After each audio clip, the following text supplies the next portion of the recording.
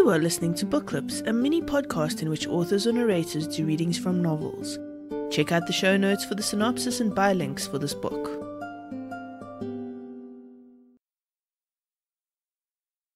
Marmalade Martini by Julie Forrester. Jamie was standing halfway across Shaftesbury Avenue on a pedestrian island, gasping for breath, her heart thumping. Still drunk, she doubled over, willing the nausea to pass. Her wrist, now painful, had started to swell. The past few hours had certainly been bizarre. How could an innocent meeting have become so complicated? A low rumble of thunder grumbled overhead. Seconds later, the heavens opened in a torrential downpour. Jamie had only her new denim jacket to shield her from the deluge. A useless gesture, but she flipped forward the collar. Stupid bloody jacket. She hadn't particularly liked it in the shop the day before, and she liked it even less now. But she knew perfectly well why she'd bought it, and it had been nothing to do with augmenting her wardrobe. Jamie shivered to her core. Her jeans clung to her legs, wet to the skin, and water was starting to seep through the canvas of her Converse pumps. She stumbled across the road. The rain was getting heavier. She needed to get home. Wincing as her bruised wrist flexed, she searched through everything she had that had a pocket or a zip. Where the hell were her keys? Jamie scanned the length of the street, searching for a shop doorway in which to shelter. She crossed a narrow one-way side road. A flashing neon sign caught her eye, so she made a dash for it.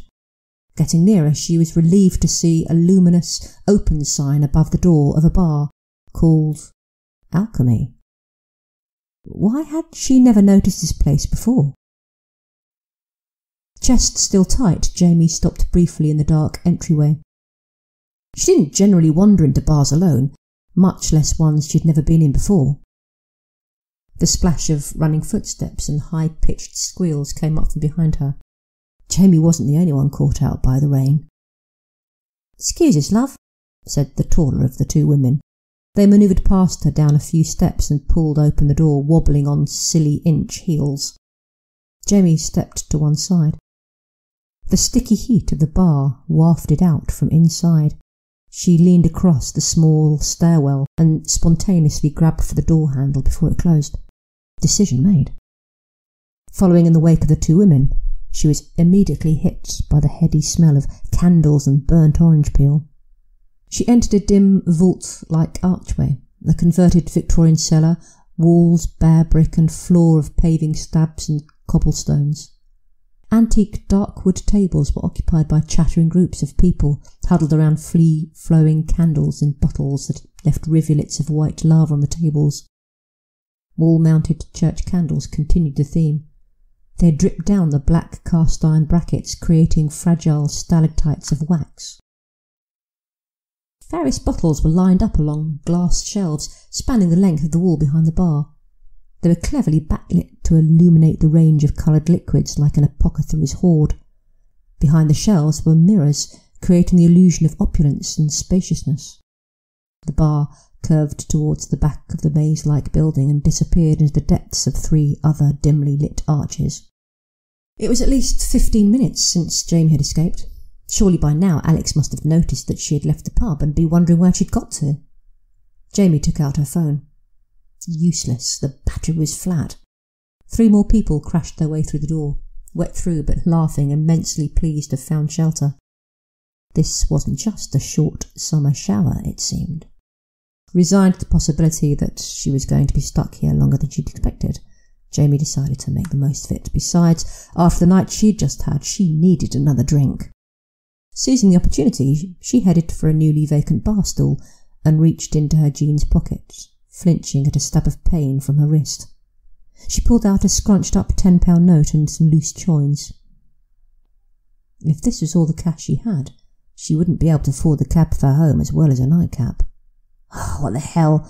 Home would have to wait. It would be easier to solve the problem of the lost keys later in the day when she was thinking more clearly. Jamie leant across the bar to pick up a cocktail menu. Pushing her sodden fringe from her eyes, she skimmed down the page in search of the cheapest drinks. Drops of rain from her hair smudged the ink.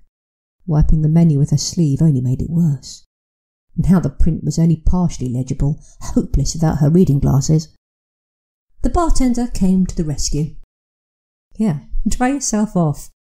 She offered Jamie the linen cloth over her shoulder. "It's only been used to polish the glasses if it's clean." "Thanks." Jamie could feel her usually sculpted, spiked hair was now a flattened, dripping mullet. She quickly rubbed her head and handed back the cloth, catching her reflection in the glass behind the bottles.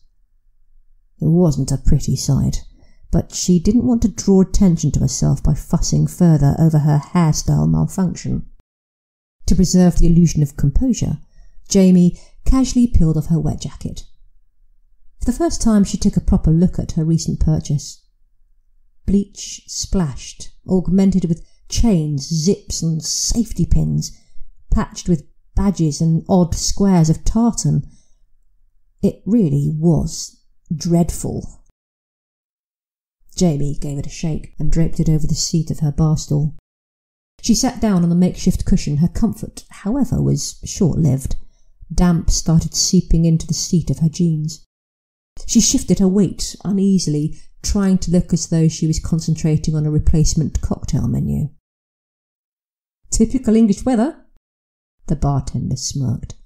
She slid a bowl of peanuts in front of Jamie. "What can I get you?" She made eye contact. Jamie held her gaze. "Surprise me," she said, realising she hadn't yet selected a cocktail. "It'll have to be under a tenner, though." She apologetically smoothed out the £10 note onto the counter. "I'm guessing this is hair of the dog time." "You wouldn't be wrong with that," Jamie said. "Well now, let me see." The waitress turned to scan the bottles on the shelves, giving her concoction careful consideration. She took what appeared to be a jar of marmalade from the chiller cabinet. Then the theatre of her art began. Jamie watched her pour the contents of a bright orange bottle into a shaker full of crushed ice. She lost track after that. A skillfully trained mixologist, this woman provided the full works, and Jamie appreciated the spectacle of her juggling act. Eventually, tasting from the end of a dipped-in straw and approving of her creation with a nod, the bartender finally offered a lighter flame to a slither of orange peel, twisted it, and dropped it into the drink. Routine complete, she stood back, waiting for Jamie's reaction. "Oh, I feel like I should be holding up scorecards after that performance." Jamie took a long sip. Still drinking, she gave a thumbs up. "Oh, wow, now that's good." "Excellent." "What is it?" Jamie asked. The woman tapped the cocktail menu in front of Jamie. "Call it breakfast." Jamie read, Marmalade Martini. She liked this woman's sense of humour. Any toast and a mug of breakfast tea to go with that?" The bartender turned to serve the next customer. "Oh, what do I owe you?" Jamie picked up the £10 note and waved it in her direction. The bartender glanced back. "On the house," she replied with a smile.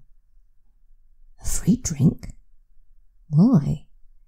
Jamie watched the bartender fill the customer's order, then take a wine glass from the rack before returning to Jamie's section of the counter. "It's okay," the woman added. "I'm the owner of this place." She slowly polished the wine glass.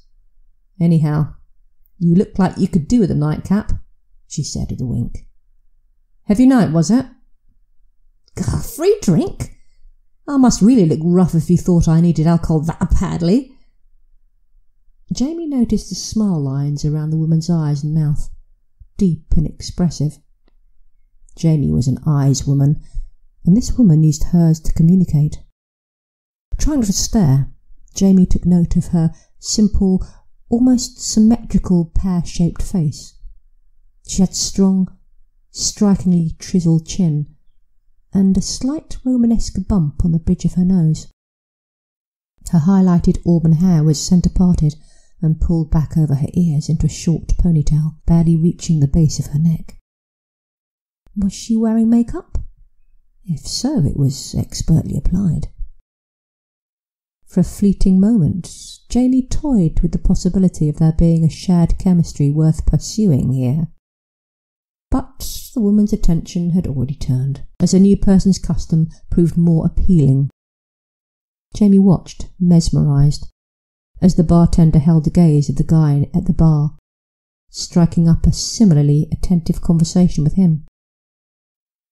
There was something about her, he too appeared taken in by her charm. Damn! Jamie knew it was irrational, but she had already entertained the notion that the bartender had singled her out for special attention. It seemed not. She was, after all, in the hospitality industry, and without a doubt was good at her job. Jamie made a mental note that not every woman that she found attractive was necessarily gay. Marmalade Martini by Julie Forrester. You have been listening to Book Clips. Check out the show notes for the synopsis and buy links for this book. If you are interested in showcasing your novel, then check out the show notes for more information.